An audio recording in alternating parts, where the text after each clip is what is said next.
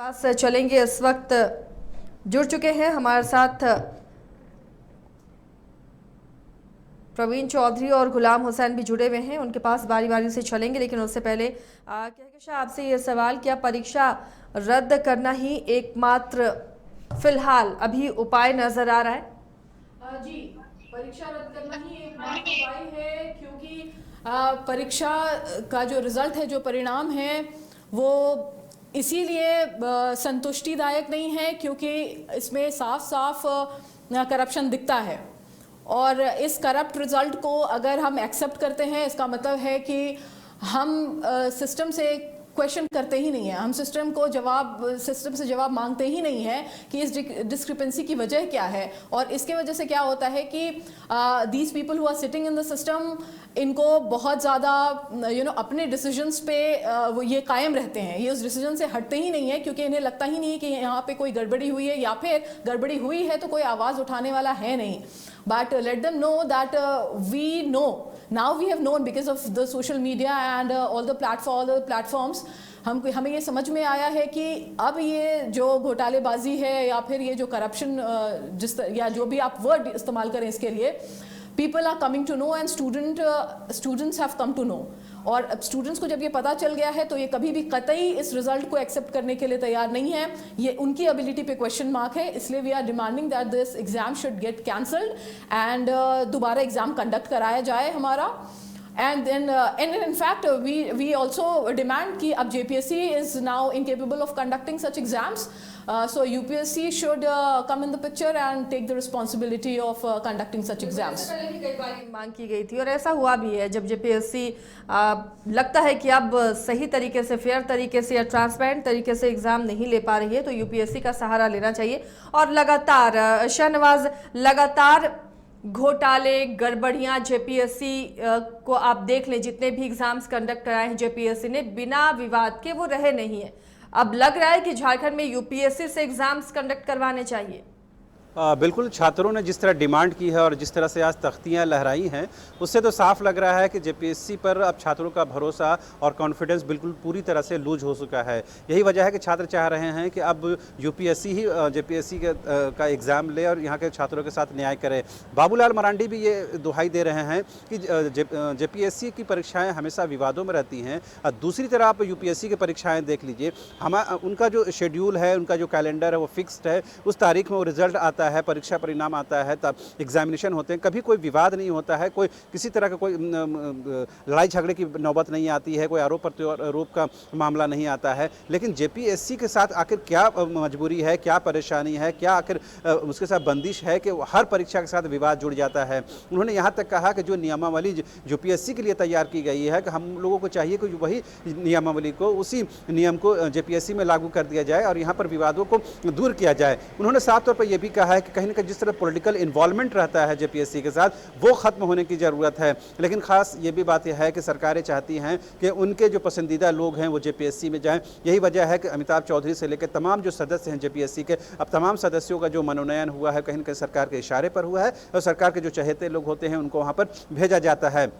हालांकि उसके लिए भी योग्यता होती है, उसके लिए भी एलिजिबिलिटी चेक की जाती है, लेकिन उसमें खास तौर पर ये इसका ध्यान जरूर रखा जाता है जो अपने नजदीकी लोग लेकिन कोई भी हो शाहनवाज, कितने भी अध्यक्ष बदल जाएं, JPSC का परिणाम वही रहता है। JPSC विवाद से परे नहीं हो सकती। अब तक तो झारखंड गठन के बाद से यही नजर आया है। चलिए, गुलाम हुसैन भी हमारे साथ जुड़े हुए हैं। गुलाम, आज भी छात्र जुटे, आज भी अभ्यर्थी जुटे, परीक्षा रद्द करने की मांग की जा रही है। मुख्यमंत्री कहते हैं ट्रांसपेरेंट अब परीक्षाएं होंगी, JPSC को भी ट्रांसपेरेंसी के तहत किया जाएगा, ट्रांसपेरेंट JPSC एग्जाम लेगी। लेकिन जो परिणाम आए हैं वो लग रहा है कि ट्रांसपेरेंट अगर एग्जाम होते या फेयर एग्जाम होते तो क्या वैसे परिणाम आते? अब क्या मांग है, आगे आंदोलन कैसा रहेगा आप लोगों का? बिल्कुल, जैसे कि आपने कहा कि हमारे माननीय मुख्यमंत्री श्री हेमंत सोरेन जी ने इस पे काफी ज्यादा नजर दौड़ा के रखा है और नजर गड़ा के भी रखा हुआ है। उनको ये भी पता है कि ये एक संवैधानिक संस्था है, ऑटोनोमस बॉडी होने के बाद भी इस तरह से उसके साथ हस्तक्षेप किया जाना कहीं ना कहीं अन्यायपूर्ण है यहाँ के युवाओं के लिए। आप हमारे यहाँ के, जिस तरह से आपने अभी कहा कि चाहे JPSC में कितने भी अध्यक्ष बदल जाएं, लेकिन नेट और फेयर एग्जाम नहीं हो पाएगा। बिल्कुल मैं भी यही बोलूंगा कि जेपीएससी में कितने भी अध्यक्ष बदल दिया जाए, लेकिन नेट और फेयर एग्जाम नहीं होगा। और साथ ही साथ इस राज्य में जितने भी सीएम को भी बदल दिया जाए, उसके बाद भी नेट और फेयर एग्जाम नहीं होगा। हर सरकार यही कहा कि आती है कि मुझे लेके आओ, मैं इस बार जेपीएससी को फेयर कर दूंगा, जेपीएससी में जितनी भी विसंगतियां हैं उसे दूर कर दूंगा, निष्पक्षता का जो अभाव दिखता है वो खत्म कर दूंगा, जेपीएससी को पूरी तरह से मैं ट्रांसपेरेंट कर दूंगा। और वही कह के आती है, और वह कह के आने के बाद जैसे सत्ता में आती है, आने के बाद फिर से वही काम को करती है जो पूर्ववर्ती सरकार करती है। इस बार आप एग्जाम्पल लेंगे, हमारे एकमात्र जुझारू, कर्मठ और बहुत ही योग्य मुख्यमंत्री श्री हेमंत सोरेन जी के बारे में बात करूंगा, जो खुद बोलते थे, छठी जेपीएससी में बोलते थे, गोल्फ ग्राउंड में बोलते थे कि झारखंड में जेपीएससी के 50 से 60 सीट को बेच दिया गया है और मैं उसका चश्मदीद गवाह हूं। खुद हेमंत सोरेन बोलते थे, और जैसे वो सीएम बने उन्होंने ही छठी जेपीएससी को बेच दिया। तो अब झारखंड के युवा किस पे भरोसा करेंगे, किस नेता पे, किस राज्य के मुख्यमंत्री भरोसा करेंगे? ना तो कोई अध्यक्ष ढंग का यहाँ पे है, ना तो ईमानदार है। समझ नहीं पाते कि उन लोगों को चाहिए कितना पैसा, आखिर इतना पैसा लेके वो लोग करेंगे क्या? झारखंड का एक युवा तो सिर्फ नौकरी मांग रहा है। मिडिल क्लास युवा का केवल एक ही सपना है कि एक नौकरी ले, शांतिपूर्वक जिंदगी व्यतीत करे, जिंदगी जिए और झारखंड की सेवा करे, देश की सेवा करे, बस यही उसका कामना रहता है। लेकिन ऐसे ऐसे धूर्त मंत्री बैठते हैं, ऐसे ऐसे मूर्ख यहाँ पे संस्थान में, जिस तरह के यहाँ पे ऑटोनोमस बॉडी है, उसमें ऐसे ऐसे मंत्रियों को लाया जाता है। क्या जरूरत था बताए ना अमिताभ चौधरी को यहाँ पे आने का? वो जेएसएससी में खुश नहीं थे, लेकिन लगा कि वहां से मोटी रकम नहीं आ रही है और मोटी रकम की इनकम करने के लिए वो यहाँ पे पहुंचे हुए हैं। तो जेपीएससी देखिए, अभी कुछ ही दिन पहले आप देखे होंगे कि किस तरह से एक सीरीज में एक ही संस्थान से लगभग 33 बच्चे पास हो जा रहे हैं। और यहाँ पे बहुत सारे ऐसे स्कूल है जहां से एक भी बच्चे पास नहीं हो पाए हैं। तो ऐसे में हम कैसे कह सकते हैं कि इसमें फेयर एग्जाम हुआ है, नेट एग्जाम हुआ है? आज जिसे हम जेपीएससी कहते हैं, ये जेपीएससी नहीं है, झारखंड पब्लिक सर्विस कमीशन नहीं है, बल्कि जान पहचान पब्लिक सर्विस कमीशन है। झारखंड को यहाँ के नेताओं ने, आप देख सकते हैं, मैं यहाँ के तमाम नेताओं का बात करता हूँ, 11 के 11 मंत्रियों के बारे में मैं बात करूंगा और तमाम विधायकों को भी बोलूंगा कि उसमें भी उन लोगों का साठ गांठ है। आज इतना बड़ा विवाद हो चुका है, लेकिन कोई भी खुल के सामने क्यों नहीं बोल पा रहा है? क्योंकि उनको पता है कि सेटिंग हुआ है, हम खुद इसमें भुक्तभोगी बने हुए, वो खुद पैसा लेकर सेटिंग किया हुआ है, तो क्यों वो बोलेगा? और जो नहीं बोल रहे हैं, जान लीजिए कि वो पैसा लिए हुए तभी नहीं बोल रहे हैं। मैं उन पे इल्जाम नहीं लगा रहा हूं, अगर इल्जाम नहीं है तो फिर उनको सामने आना चाहिए। मैं पूरी तरह से उनको बोल रहा हूं कि वो आके अपना स्टेटमेंट दें कि मैं इसके विरुद्ध हूं। जेपीएससी में जांच होनी चाहिए कि इस तरह के बार बार घिनौना काम कैसे सरकार कर ले रही है।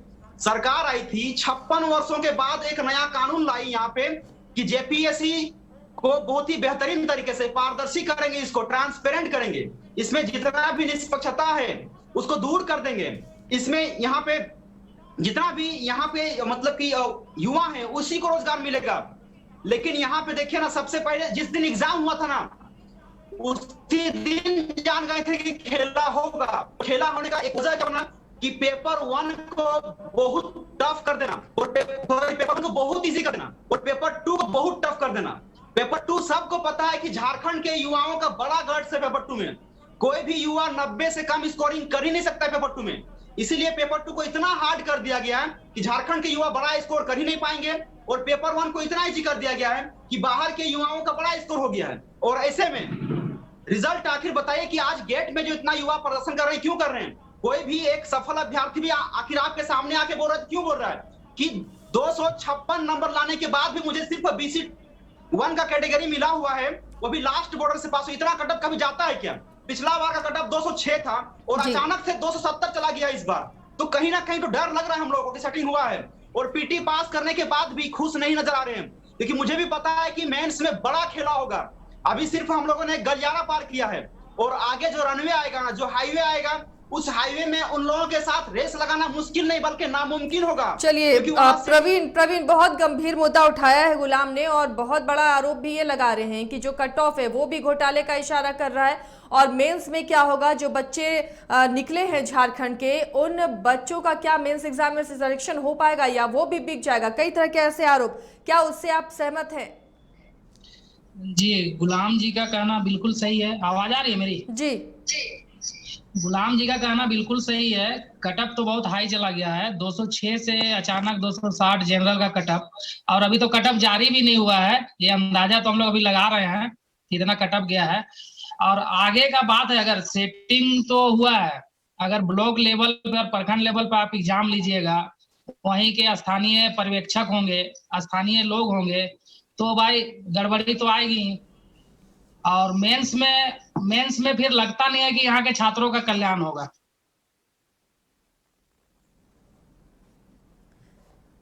गुलाम ये भी कहा कि बाहरी छात्रों को कैसे फायदा पहुंचे, उसके लिए पेपर 1 का सहारा लिया गया है, पेपर 2 को हार्ड किया गया है, क्या इससे आप भी इत्तेफाक रखते हैं? जी जी जी, पेपर 1 जैसे मेरे दोस्त ने मुझे बताया था कि ये तो पेपर 1 लीक भी हुआ था, पर वो नाम नहीं बता पाऊंगा मैं।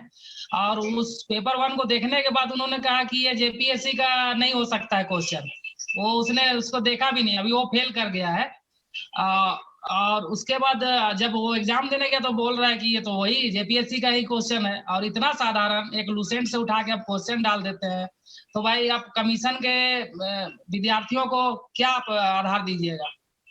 वो तो भाई उस तरह से पढ़ाई करते नहीं है। वो जेएसएससी का, रेलवे का क्वेश्चन है पहला वाला, तो छात्र भी उसी तरह के आएंगे। मेन प्योर जेपीएससी के छात्र तो आए नहीं है, तो 4 बार 3 बार इंटरव्यू देने वाले फेल करके अभी हमारे साथ सब आंदोलन में जुड़े हुए हैं।